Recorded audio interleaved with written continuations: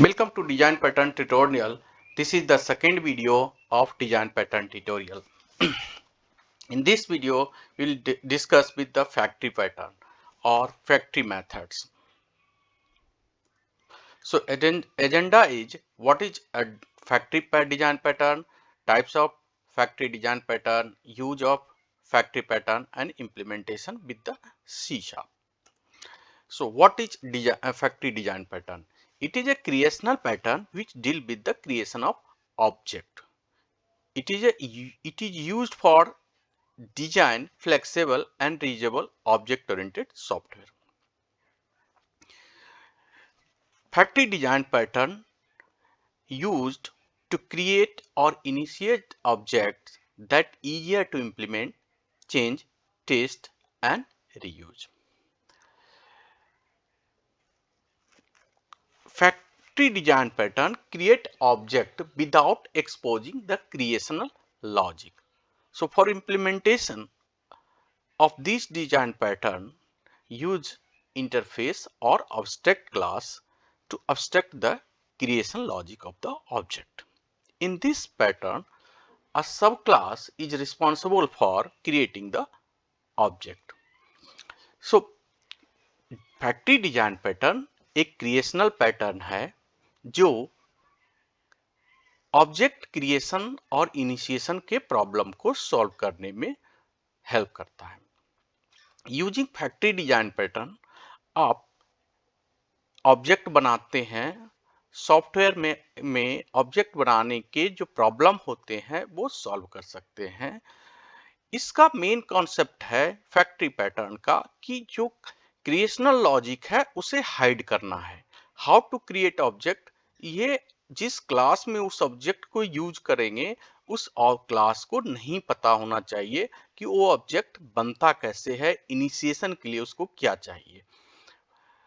But simply they get the object, simply उस class को object चाहिए और वो क्लास उस ऑब्जेक्ट को यूज करेगा.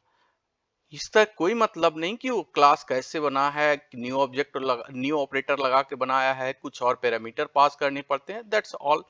कुछ उसके लिए उसे रिस्पॉन्सिबल वो क्लास नहीं होता है. रियल टाइम के एक एग्जांपल लेते हैं. रियल टाइम में सपोज हमें कोई गाड़ी खरीदनी है और एक कंपनी आई है, उसने फैक्ट्री एस्टेब्लिश करा फैक्ट्री गाड़ी बनाने का. फिर क्या करेगा कंपनी, जब फैक्ट्री एस्टेब्लिश करेगा गाड़ी बनाने के, फिर उसने रिटेलर एस्टेब्लिश करेगा मार्केट में. अब मार्केट में रिटेलर है, गाड़ी है, मुझे गाड़ी खरीदनी है तो मैं रिटेलर के पास जाऊंगा, कार बुक करूंगा कि इस कंपनी का इस मॉडल की गाड़ी मुझे चाहिए. रिटेलर क्या करेगा, जो ऑर्डर उसे मिला वो फैक्ट्री को बताएगा कि मेरे पास 100 पीस का ऑर्डर है.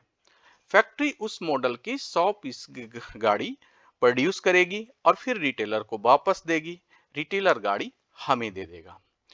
इस पूरे साइकिल में हमें और यूजर और रिटेलर को ये नहीं पता कि गाड़ी बनती कैसे है, फैक्ट्री के अंदर गाड़ी कैसे बनती है, क्या वो फैक्ट्री ऑटोमेटेड है, क्या वो फैक्ट्री मैनुअली है, प्रोड्यूस करती है गाड़ी, किस कंपनी से वो इंजन मंगाती है, किस कंपनी से वो रॉ मटेरियल मंगाती है, क्या वहां पे को रोबो काम कर रहा है या क्या कोई मैनुअली एक आदमी गाड़ी को फिट कर रहा है.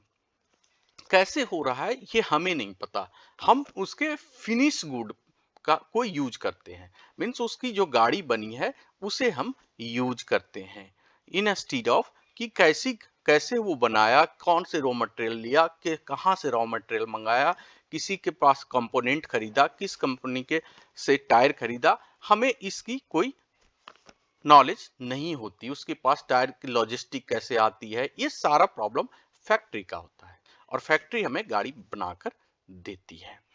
इसी रियल लाइफ एग्जांपल को आप ऑब्जेक्ट ओरिएंटेड डिजाइन में फैक्ट्री पैटर्न को यूज करके अचीव करते हो. मींस एक क्लास को पर्टिकुलर ऑब्जेक्ट क्लास का ऑब्जेक्टिव मेथड यूज करना है.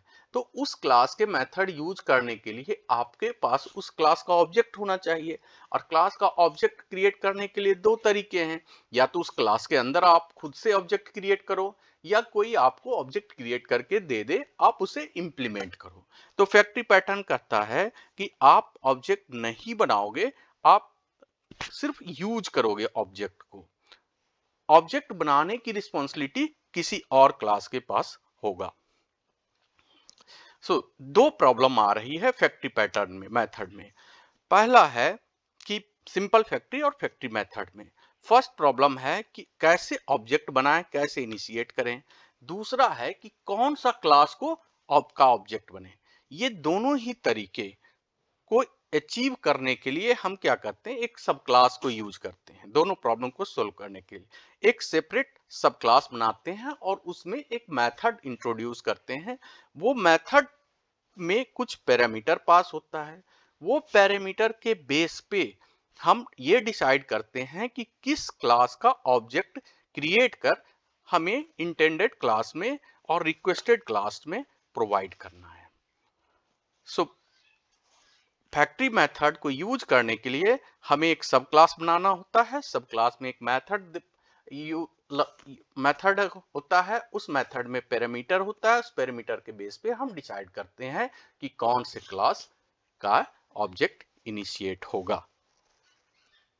Thank you very much. Thank you. Like, share and subscribe this channel.